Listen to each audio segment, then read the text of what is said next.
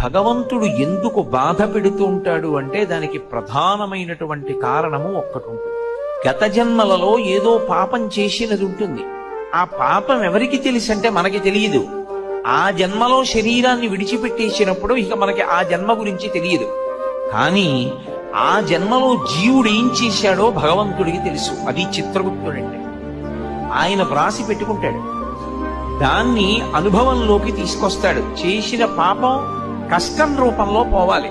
వీడు కూడా బాధపడ్డాడు అనుకోండి, ఆ బాధ రూపంలో చేసిన పాపం పోదు.